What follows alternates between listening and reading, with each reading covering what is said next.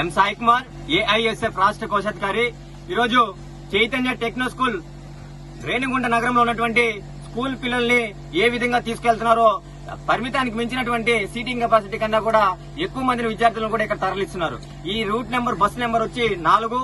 ఇక్కడ ఏర్పేట నుంచి ఏర్పేడు, బుత్వారిపల్లి, వెద్దల చెరువు ఈ రూట్ వైపున ఇటు మల్లారం ఇట్లా పిల్లలందరినీ కూడా ఇట్లా రేణిగుంట మండలంలో ఉన్నటువంటి శ్రీ చైతన్య టెక్నో స్కూల్ కి విద్యార్థులను తరలించడం జరుగుతుంది. ఈ రోజు విద్యార్థుల దగ్గర నుంచి ఫీజులు కలెక్ట్ చేసేటువంటి శ్రద్ధ విద్యార్థులకి కల్పించాల్సిన సదుపాయాల్లో పూర్తిగా విఫలం చెప్తున్నారు అని చెప్పి దీనికే నిదర్శనం. ఎందుకంటే ఈ రోజు 1400 రూపాయల నుంచి ఈ రోజు విద్యార్థి దగ్గర నుంచి అధికంగా రేణిగుంట మండలంలో ఉన్నటువంటి ఏ ఒక్క పాఠశాల కన్నా కూడా తక్కువ కాకుండా మేమే ఎక్కువ అన్నట్టుగా ఈ రోజు కలెక్ట్ చేస్తున్నారు. మరి మీరు కలెక్ట్ చేస్తున్నారు, దానికి తగ్గట్టుగా ఈ రోజు విద్యార్థులు కూడా సదుపాయాలు కల్పించాలి.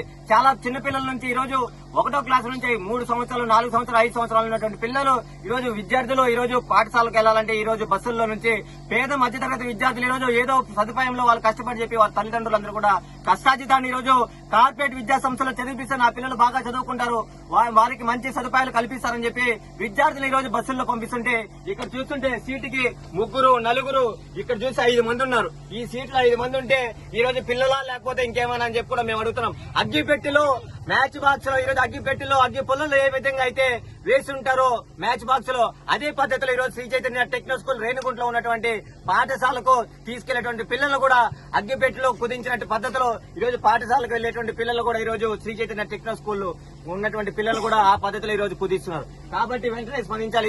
ఈ రోజు ఏం కొత్త ఏం కాదు. 4 రోజుల క్రితమే ఈ రోజు 2 రోజుల ముందుకే వెళ్లి శ్రీ చైతన్య టెక్నో స్కూల్ రేణిగుంటలో ఉన్నటువంటి ప్రిన్సిపల్ గారికి పిన్ టు పిన్ ఎక్స్ప్లెయిన్ చేశాం. మేడం ఈ విధంగా ఉంది, వెంటనే స్పందించండి, విద్యార్థులు చాలా ఇబ్బంది పడుతున్నారు, వారి తల్లిదండ్రులు ఎవరిని కలవాలో ఏ విధంగా అడగాలని కూడా వాళ్ళు ఇబ్బందులు అయోమతి స్థితిలో ఉన్నారు. ఎందుకంటే వారందరూ కూడా చదువుకోనటువంటి తల్లిదండ్రులు ఎక్కువగా ఉన్నారు. కాబట్టి మీరు స్పందించి వాళ్ళకి కావాల్సినటువంటి ఏర్పాట్లు చేయాలని చెప్పి కూడా నేను తెలియపరచడం జరిగింది ఏఐఎస్ఎఫ్ గా. కానీ ఇంతవరకు కూడా స్పందన లేదు. నిన్న ఆమె ఏమంటుందంటే మేము 2 రూట్లు 2 టైమ్స్ బస్సును పంపిస్తున్నాం అన్నారు. మరి 2 సార్లు పంపిస్తుంటే ఒకే వ్యాన్ లో పరిమితానికి మించినటువంటి దాదాపు చూస్తుంటే సీటుకి 5 మంది, 3 ఓకే, 2 కూర్చోవాల్సిన సీట్లో 3 కూర్చున్నారు. సరే 4 కూర్చొని 5 మంది కూర్చున్నారు. ఇది మ్యాచ్ బాక్స్ లో అగ్గి పెట్టలేమన్నా అగ్గి పుల్ల లేకపోతే శ్రీ చైతన్య స్కూల్ బస్ లో ఏమన్నా పిల్లల్ని ఏ పద్ధతిలో తీసుకెళ్తారు కూడా మీరందరూ కూడా ఆలోచించాలి.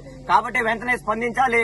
ఈ రోజు ఫీజులపై ఉన్నటువంటి దృష్టి విద్యార్థులు కల్పించడంలో పూర్తిగా కూడా విఫలం చెందారని చెప్పి శ్రీ చైతన్య యాజమాన్యం వెంటనే స్పందించాలి. లేని ఏడల బస్సులు ఎక్కడ కనిపిస్తే అక్కడ ఆపేస్తామని కూడా ఈ సందర్భంగా మేము హెచ్చరిస్తున్నాం. వెంటనే స్పందించి వాళ్ళకి ఇంకో బస్సును కూడా ఏర్పాటు చేయాలని చెప్పి కూడా విద్యార్థుల పక్షాన అది వారి యొక్క తల్లిదండ్రుల పక్షాన ఏఐఎస్ఎఫ్ గా మేము హెచ్చరిస్తున్నాం.